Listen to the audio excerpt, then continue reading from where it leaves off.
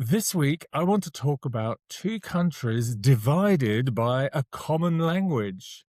Really? Why? Because we're going to talk about two countries that we both know and we've both been to, and despite the fact that they speak the same language, sort of, there are lots of obvious and subtle differences between them. So I'm guessing you're talking about the UK and the US. Got it in one squire, as we might say in England, but they definitely wouldn't in America. After all, they say tomato, and we say to-mah-to.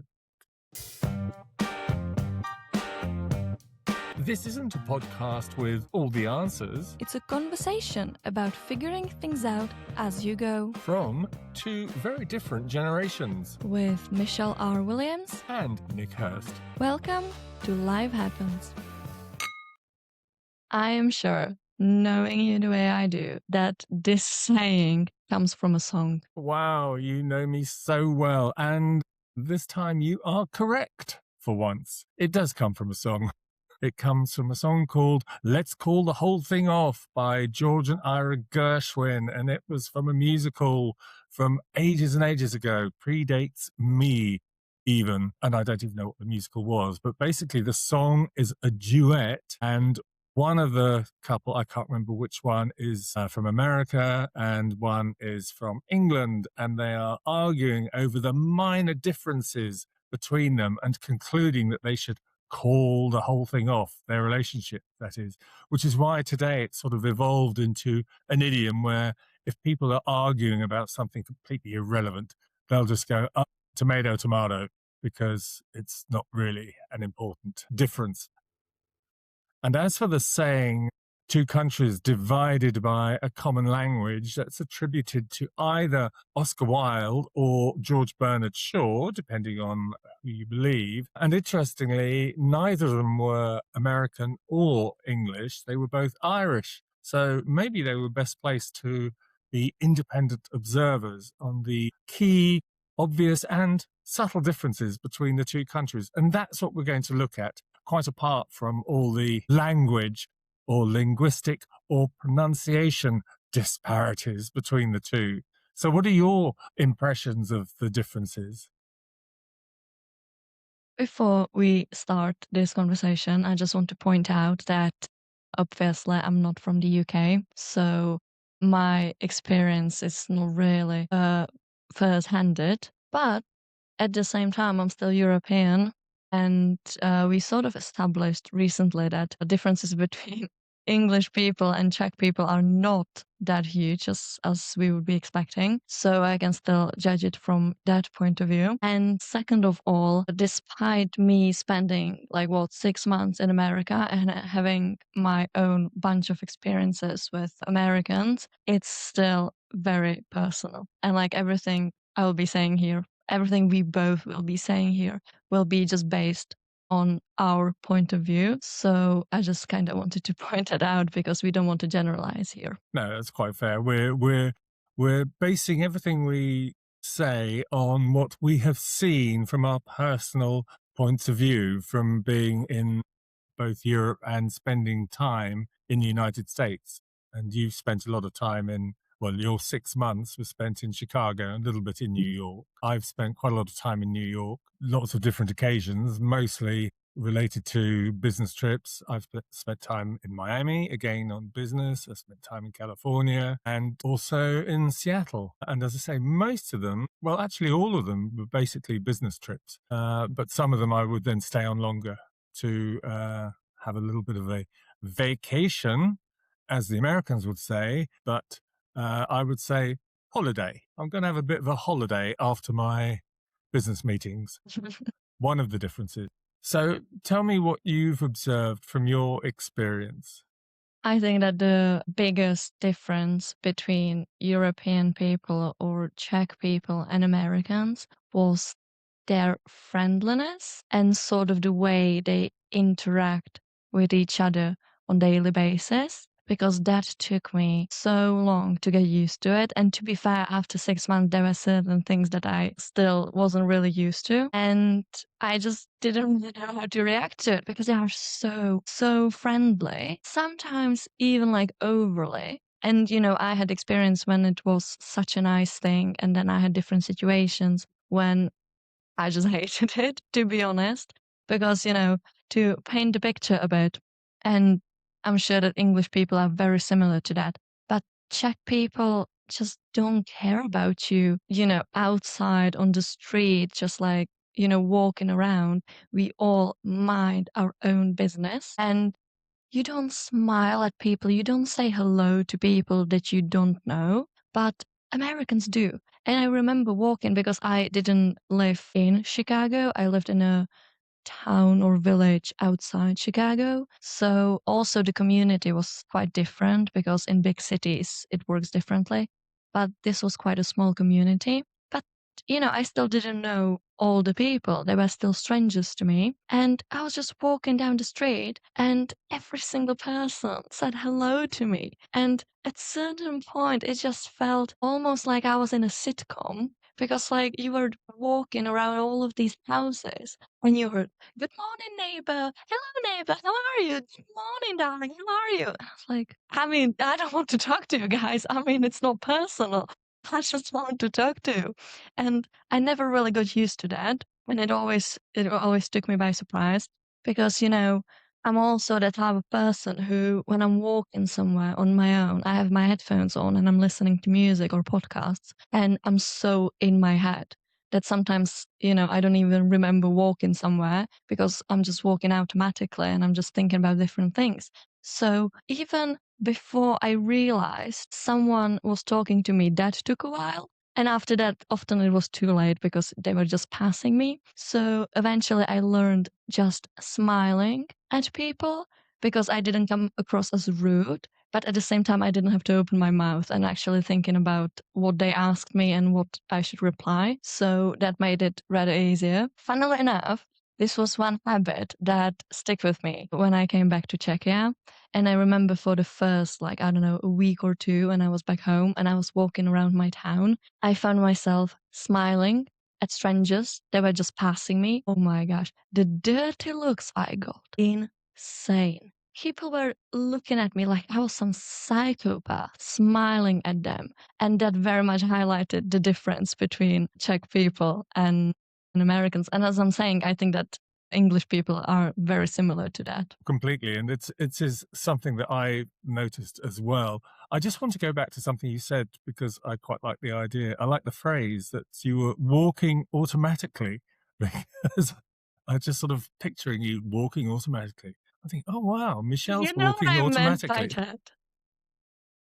You know what I meant? When you are walking somewhere you are familiar with and you took that path many times Yeah, before, yeah, you don't have to think about it. You just go and then suddenly you're at your destination. yeah. That's what I meant. I'm just being overly You are just picky, nitpicking. but Yeah, but you're nitpicking. but I like the phrase. I just really like it. Like walking automatically. I'm hoping to practice a bit of walking automatically, automatic walking later today. But yeah, the differences are in terms of the openness and friendliness. English people are we are always portrayed, and it is true, we're very reserved. And we don't speak to somebody that we don't know unless we have been introduced through a third party, normally. So that is a key difference. And English people are automatically suspicious of anybody that we don't know talking to us. It's just like, are they talking to me? What do I do now? Oh my God, these Czech people are the same, the yes. feelings of panic. But there is actually, you say that about Czech people. I'm just going slightly off topic for a second. But one of the things I noticed living in the Czech Republic, first time I ever went to the doctors there, I'm sitting in the doctor's waiting room and there's a whole bunch of strangers. I don't know anybody there. And then the patient who was in with the doctor came out of the doctor's surgery and to leave, and then turned around and said goodbye, obviously in Czech, Nastradano, to everybody in the room. And I was completely freaked out that somebody would do that. Yeah. And then a new patient came in to wait for the doctor and just said Dobry den, good day, to the whole room. Again, we would never do that in the UK. If you're in a room Yeah. with strangers, you're on your own. You just sit there. And then, if maybe there's a reason that you need to speak to somebody in that room, a stranger, you would go up and say, "Excuse me, sorry to disturb you, but could you," whatever you want to say. It would be Yeah. such an imposition to go and talk to a stranger. So, and in America, they don't have that so much. They have this much more openness. And I have to say that the places that I've been and experiences that I've had, it's very nice, that people are so friendly, but it does take for me a bit of getting used to. On the other side, I don't really know, I can't really speak too much about this because I didn't know any children in the States, but in England, and I think in the Czech Republic as well, we teach children do not speak to strangers. But we have this, That was there was a insane. campaign, Stranger Danger, a few years ago in the UK. Don't speak to strangers, unless your parents or your teachers specifically give you the go ahead permission to do so. But otherwise, don't. And We if a have the stranger same. talks to you, go and report it to somebody in Yeah. authority. Yeah. We even, like I remember what I was taught when I was a kid was not only don't talk to strangers, and we are especially said that as a girl because the danger is obviously higher. But I remember being told that if someone approaches me and they tell me that they are, for example, my mom's friend, I still can't trust them and I still have to, treat them as a stranger because, people are doing that too, and sort of children believe that. But that was a huge shock for me in America because I'm not sure if I mentioned it already because I was talking a lot here about spending, 6 months in America. I'm not sure I mentioned why. It was because I was working there as an au pair, which for people who don't know what an au pair is, because I also met people who had no idea what that is.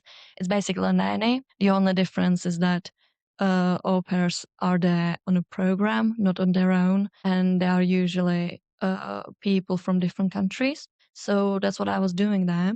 And I was taking care of two children, a girl, she was 7, and a boy, he was 4. I spent all day with them. We were walking around. I was saying hi to people and so on and so on. Because I was new and the community was rather small, so it was obvious that other parents or other nannies knew my kids without knowing me. And so when someone stopped us on the street and they started chatting to my children, I was like, okay, yeah, that's fine. I mean, they probably know them. And to sort of know people around. I was always asking the older child, the girl, I was like, "Oh, you talked to that person. Who is it? Do you know them?" And she turned to me, she was like, "No, never seen them before." And I was just shocked. I Mm. was like, "You just had a 10-minute conversation with them. They were asking you really personal questions, like, where do you go to school? And like, where are you going now? And so on and so on. And you told them and you don't know them. And it genuinely freaked me out because I was like, I'm still a young girl with 2 little children. So we are, even together, we are rather vulnerable. So what I started doing eventually was that I started talking to the people first before my kids got to. I was like, "I'm so sorry. I'm their new au pair, new nanny. Do you know my children? Like, do you know the parents?" And I started sort of introducing myself. And when they told me that, like, "Oh no, I have no idea who they are," and so on and so on, I really pushed the conversation for being just brief and short because it just freaked me out. But then I remember I was talking about that with different parents, different Americans, and they were so surprised that I'm worried like that. I remember I was sort of talking about it with the mother of these kids because, they are her kids. I want to keep them safe. And she was like, "No, that's fine. They love talking to strangers." And I was like, "So you let your children talk to strangers so freely?" And, the younger one, the boy, he was always with me or with someone. But the older one, the girl, she was walking from school on her own sometimes. She was 7. And I was like, just how dangerous it is. And there was a really huge difference between these kids and like my upbringing of what I've seen around myself growing up. Mm. And something else, moving on to another difference, one that actually impacted you while you were there, because when you went there, you were 20 years old. And while you were there, you turned 21, which meant there was a certain lifestyle change that you could embrace. But that was so insane because I literally experienced turning an adult twice in my life. When I was 18 in Czech Republic and when I turned 21 in America. And it was just so weird because there was such an imbalance between what I was allowed to do because I went there to take care of children.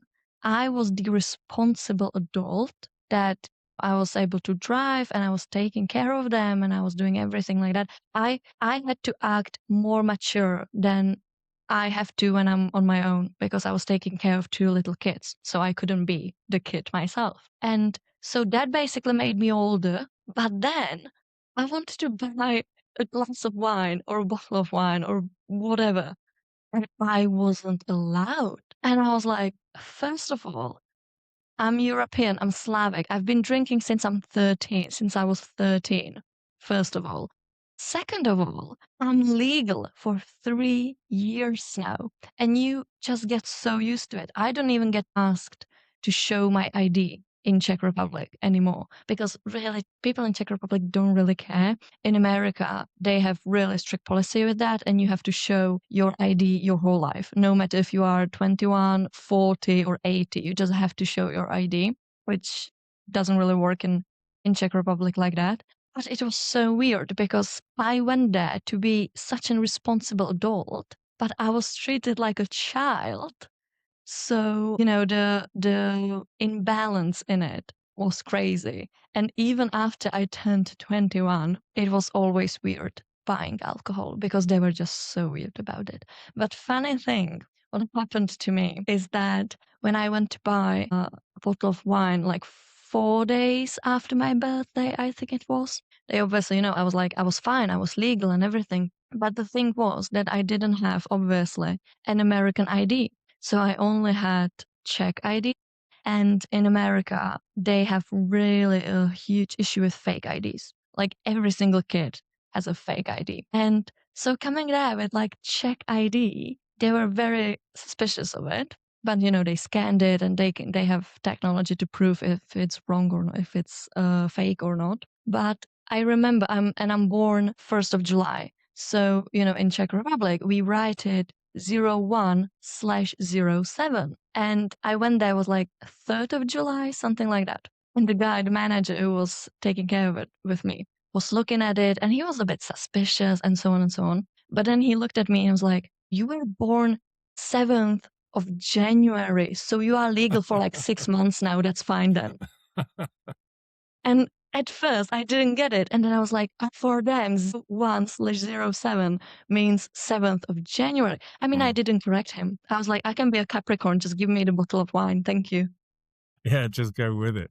So, and I know that there are Americans that will say that there's something very wrong in a society that stops you from drinking until you're 21, but allows you to go and fight and possibly die for your country from the age of 18 or possibly even younger. So I know that a lot of Americans complain about that. Another area that we've both noticed differences in culture is food. Obviously, each culture has its own recipes, its own dishes, its own cuisine, if you like. But there are other differences as well, aren't there, that you've noticed? First of all, the portions are huge, but to be fair, that's an amazing thing.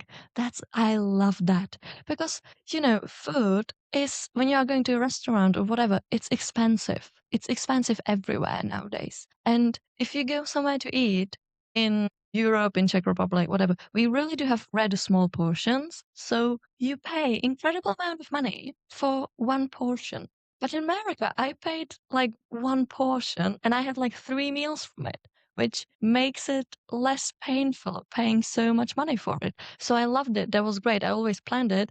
I bought like one one dish, one food, and I had it for like 3 meals. That was great. I love that. Yeah, I noticed if you go to American restaurants, the portion sizes are very large by comparison to Europe. Or if you were to go to France or a French restaurant anywhere really and have what the French call nouvelle cuisine, the portions are tiny. The emphasis there and basically what you're paying for is the flavors that are developed and the presentation. But yeah, in America, it can be a bit of a culture shock to us Europeans. And of course, the downside is there is an obesity problem in America, and that is certainly actually spreading to the UK now, definitely, because people eat too much and eat too much of things that are not healthy for you. Yeah, Whereas, that's what I was about to say. That I don't think it's about the portions, but I think it's about the subtle things that you don't even notice. I remember my host mom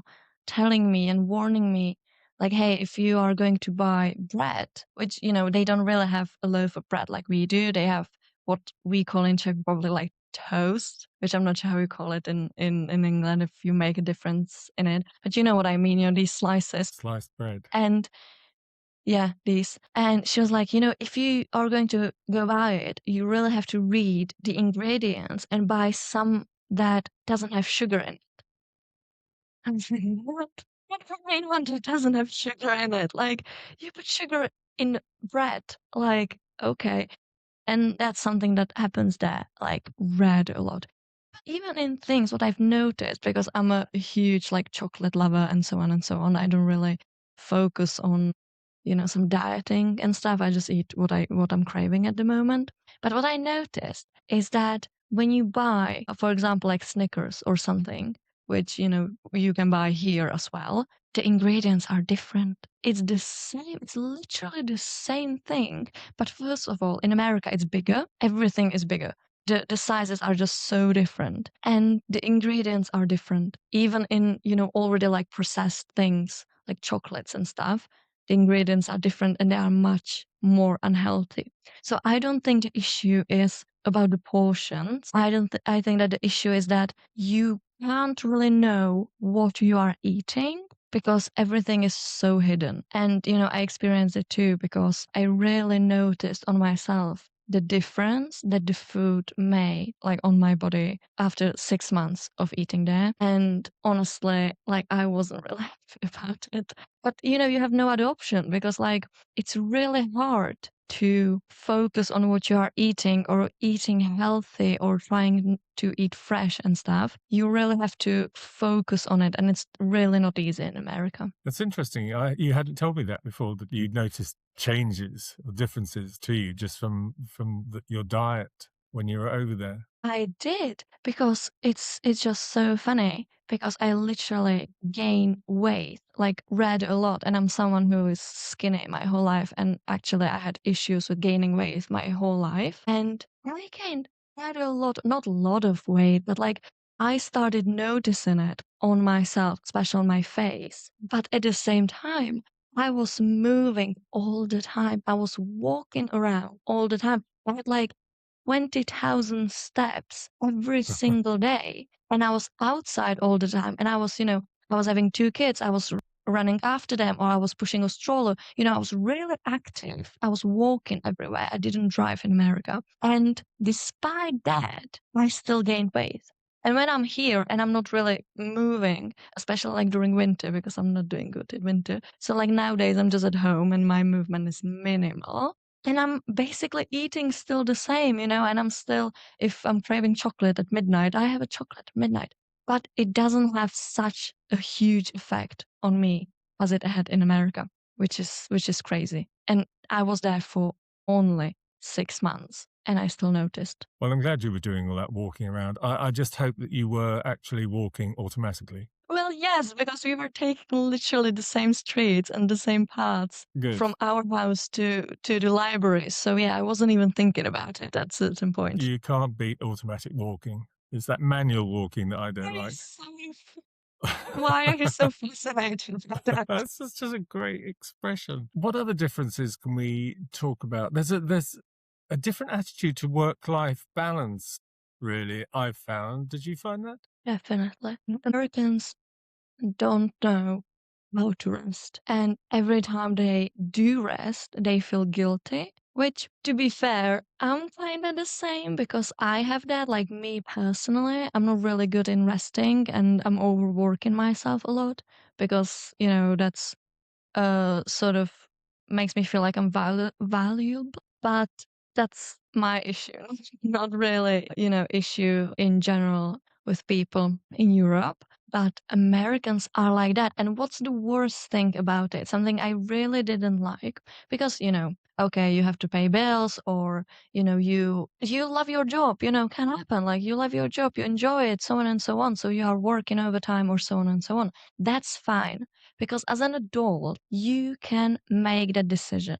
But what I really didn't like was that they were pushing that onto the children. And children in America are so busy, so incredibly busy. Like when I was listening to all of these stories, it's like a little kid, like a 7-year-old, and she has school, then she has, I don't know, ballet, then she has football, then she has this every single day. And they literally don't have any free time. And the parents are sort of competing in it that their child is more busy than someone else's child, and being busy makes them worth it, which I honestly absolutely hate. It's like, okay, it's good things, obviously, for children to have hobbies. I spent my whole childhood doing ballet, loved it. But I had 2 lessons a week, Tuesdays and Thursdays. And even then, sometimes it got really busy. And when I got older, because I kept doing it even when I was in high school.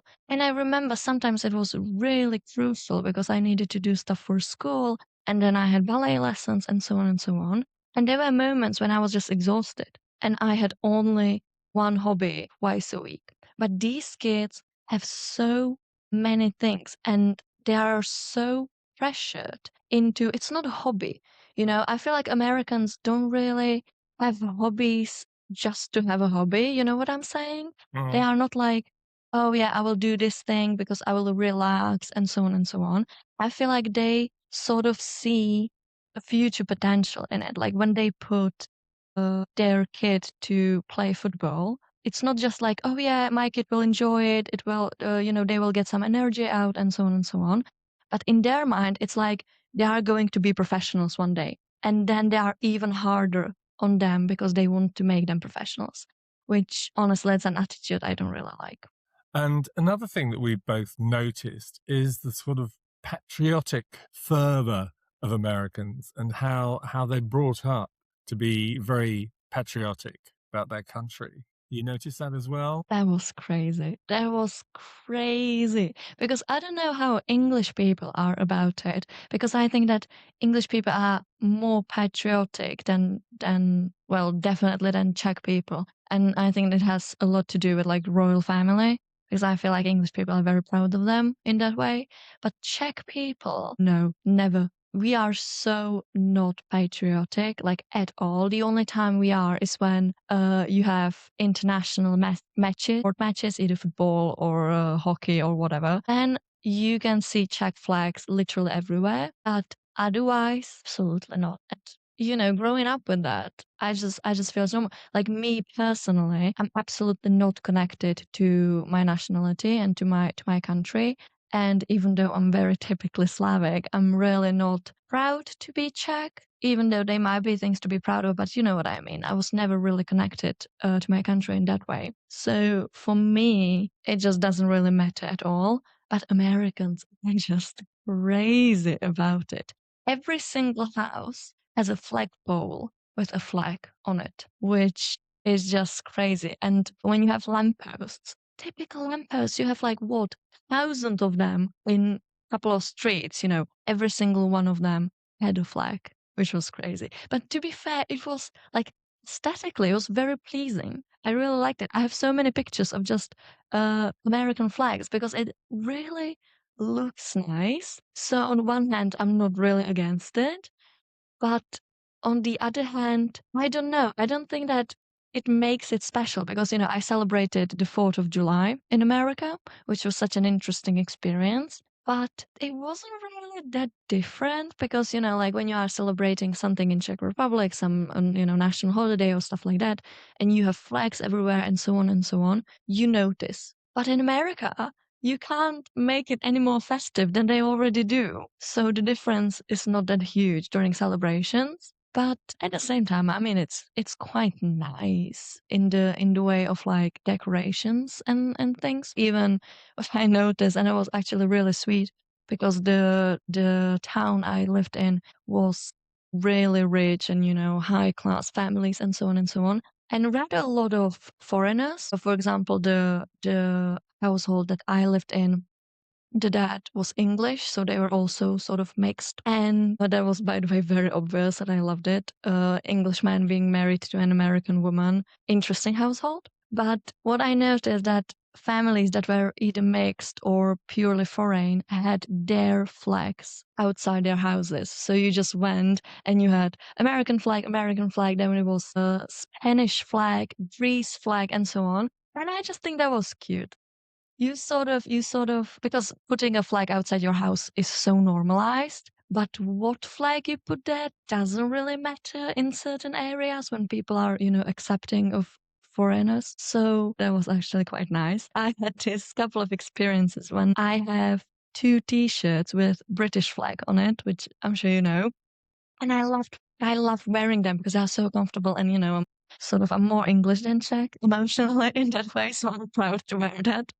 But I took them to America and I didn't really notice because in Czech Republic, when you meet someone who's wearing any flag, you don't even notice. But Americans did certainly notice that I was wearing British flag. And it was kind of weird. I got a couple of weird looks and it was just so funny when I just walked down the street surrounded by American flag and I had the British one on me. I have a video of that, and it's me standing next to this huge flag on a pole, and it's like right here behind me, and I'm standing there with the British flag on my t-shirt, and I just found it so funny. Of course, every American school kid will have every morning of school for the entire time they're at school, from whenever they start, age 6 maybe, to when they leave. Every single morning, they have the flag ceremony. I actually, on my first ever trip to America, I was a school kid and I went on a school trip that went to New York for a few days, then stayed with a family in Cincinnati for a week. And then we flew down to Greensboro, North Carolina, and stayed with another family for a week. And then back up to Washington, and then a few days in Washington, and then flew back to New York, and then straight back to England from there. So 3 weeks, and there was about 30 of us from my school. And, we were then, when we were staying with families, obviously we weren't all staying with one family, we were split between all the families. So the family I was staying with in Cincinnati, this school trip was happening around the Easter holiday. But when we arrived, kids were still at school. There was still 2 or 3 days of school. So I actually went to school with my host family's son, who was the same age as me. So I would sit in his lessons and, have everybody looking at me go, wow, there's an English kid here. But so I sat through with open mouthed astonishment at this flag ceremony because we don't have anything like that in the UK. But of course, if you do that every day of your life for about 16 years, of course it gets into your head. So that's where this whole kind of patriotism comes from. It's being implanted from a very young age. And every single morning you do this flag ceremony, swearing allegiance, basically, to the Union. And there are words to that effect in the words that you have to repeat.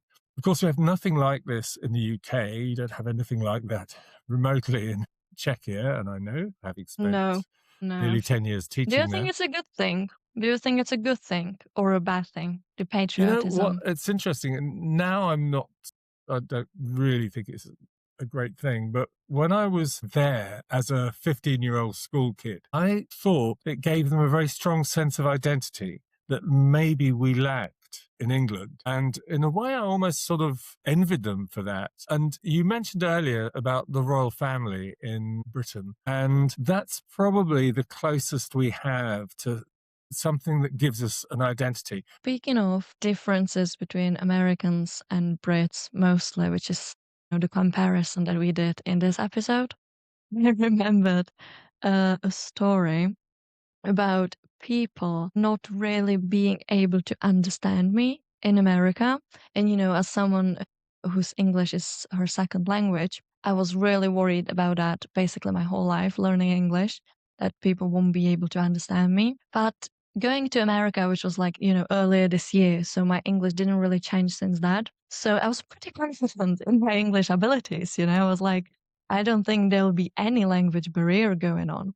It turned out that there was a huge language barrier, but not because I'm not a native English speaker, but because my English is what we would call British. You hate calling it that, but you get my point, because you had either American English or British English. And in general, in Czech Republic, we are taught British English and rules of British English. And because I talk to you, and because I'm a huge fan of England, and because I saw The Crown like 100 times, my English is naturally leaning more on the British side, which is so funny because you, being an English person, you don't think so, but Americans certainly did. And first of all, I was always asked if I was English, which, to be fair, for me was a huge compliment.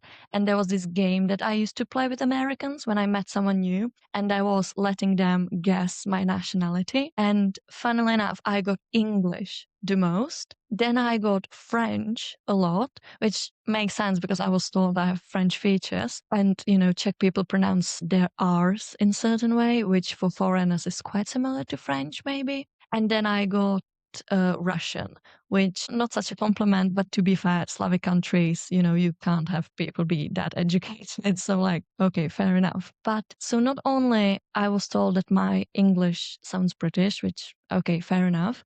But I was like, it's still English. Well, apparently not, because I had quite a few encounters with people when they just weren't able to understand me. And I remember especially this one. I went to a bagel place in my town, and it's not talking politics, or something. It's ordering a bagel. How hard that can be. And I remember I ordered it, and the girl, and she was like my age, maybe just a little bit older. And she looked at me, she was like, I'm sorry, what again? And I was like, okay, maybe she misheard, whatever. So I repeated myself. And then again, she asked, I'm sorry, I have no idea what you're saying. And my social anxiety, that's exactly why I'm never ordering things at the counter. I'm always doing it online because I hate social interactions. But I was like, okay, do not panic. Just, go over it, get your bagel. So I repeated myself again, slowly, very clearly. I felt like an idiot when she looked at me and she was like, you are British. That's why I couldn't understand you. And then I was like, excuse me? Like, again, we weren't talking politics. We were talking a bagel, and you couldn't understand me. An American couldn't understand my English, which is basically coming back to this whole topic that there is a language barrier. And funnily enough, talking this topic today and using the saying or the idiom that you used, even for the name of this episode, do you think I pronounced tomato wrong and she couldn't get that? I don't know. I don't know if you had tomato in your bagel, but that's what it comes back to. I did. Well, there you go. That probably did. Tomato. Right. And I think Americans, well, for one thing, that in my experience, I should preface this, they always love the accent. I just love your British accent. Say something. I mean, to be fair, that's fair because, yeah, British accent or English accent is really attractive. So to be fair, that's Hello. valid on their part, on their side. I'm on their side with this. Although I would always be saying, there's no such thing as a British accent. You've got England, Right. you've You're got being petty. Scotland, Wales, Northern Ireland, all have their own accents and all have their own regional accents. The way I Yeah, speak, so do Americans. being from the south of England, yeah, that's true. It's very different from how people speak in the west of England or the north of England or the Midlands of England or the northeast and so on and so forth. But anyway, so there are Right. differences. And then there are differences in the words. And Americans must find it frustrating that we say tomato and they say tomato, but then they say potato and we say potato. We don't say potato. That would be so I can see there's a little bit of inconsistency there. I just thought it might be fun to finish off with some of the vocabulary differences that some of them are very, very well known. For instance, Maybe I don't want to know because I genuinely think that I'm using American vocabulary with English accent and vice versa. So maybe I don't want to know how wrong I am about it.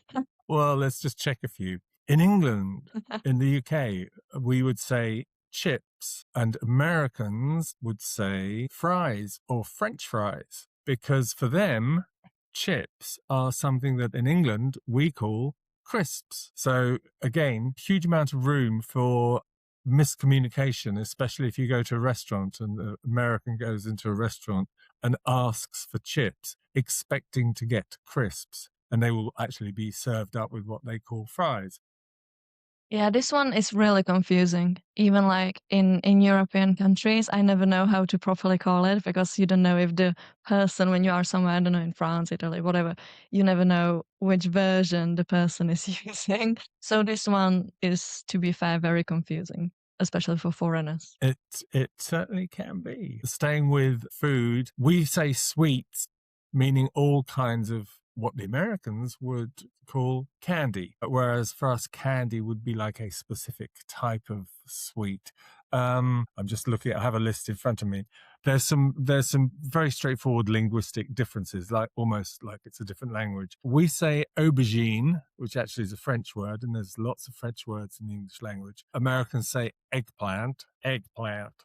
We say, and this actually highlights the difference often between English words and American words. Americans will invent a new word to describe something the way it looks so that it's quite simple. So what we call an aubergine, they call it an eggplant because it's a plant in the shape of an egg. Okay. Is it?